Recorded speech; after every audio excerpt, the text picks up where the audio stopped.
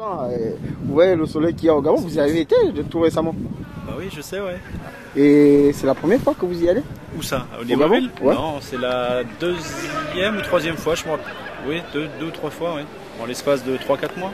Ben, comment vous trouvez la compagnie des Gabonais? Ils sont Très agréables?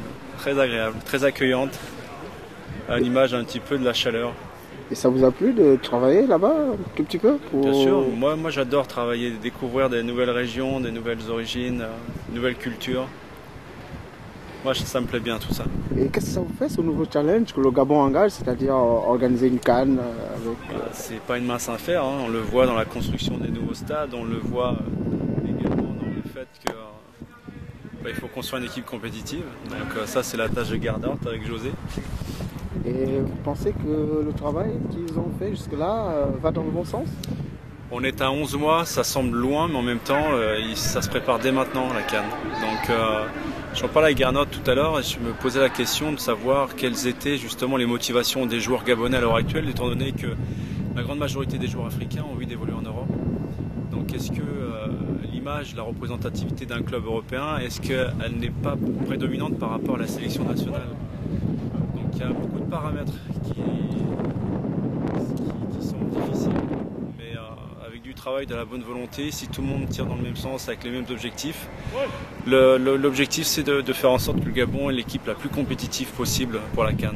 Surtout quand tu considères aujourd'hui que la problématique politique qu'il peut y avoir dans beaucoup de pays africains ou même proches de l'Afrique, tu aperçois que le football peut être un formidable vecteur. Donc, je crois qu'aussi c'est un discours qu'il faudra tenir au niveau des joueurs parce qu'on minimise souvent l'importance de que peut avoir une équipe nationale, notamment de football, dans son propre pays.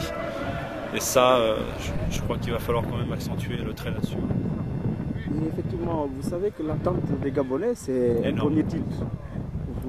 Est-ce que lorsque vous voyez aujourd'hui l'ossature de l'équipe, c'est-à-dire les joueurs qui composent? Là aujourd'hui il y a des nouveaux joueurs, il y a 3 nouveaux joueurs si ma mémoire est bonne, il y en a certains aussi qui essayent de monter en puissance, c'est une équipe jeune qui manque d'expérience, tu as de plus en plus de joueurs qui évoluent dans l'élite, notamment en France, donc il y a des différences d'un point de vue expérience, d'un point de vue niveau.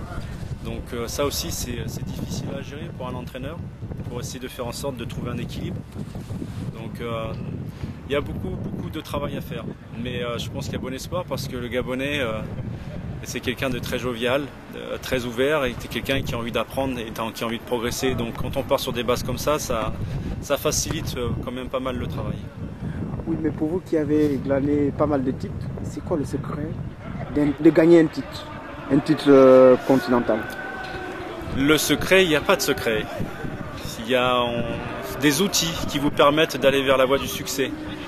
C'est un sport collectif, il ne faut jamais l'oublier. Je trouve aujourd'hui que dans le monde du foot, un peu à l'image de la société, c'est qu'on devient de plus en plus un sport individuel dans un monde collectif. Donc il faut absolument que les joueurs prennent conscience de la dimension nationale qu'il y a à revêtir le maillot de son propre pays. C'est une fierté. Donc c'est presque un devoir, c'est une mission, quoi. On parle vraiment de citoyenneté là. On dépasse même les frontières simples du terrain de foot. Donc si les joueurs comprennent ce genre de message, qu'ils comprennent également qu'il faut se donner 2000% pour son pays parce que ça a une dimension beaucoup plus grande que le sport simplement, je vous dis, ça facilite énormément le travail. Donc il n'y a pas de secret.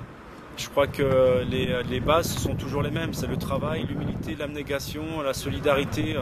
C'est des choses qui font la force dans un collectif. Chacun est différent, chacun a une personnalité différente, a un talent différent. Mais si chacun justement tend la main à l'autre, là on peut devenir beaucoup plus fort.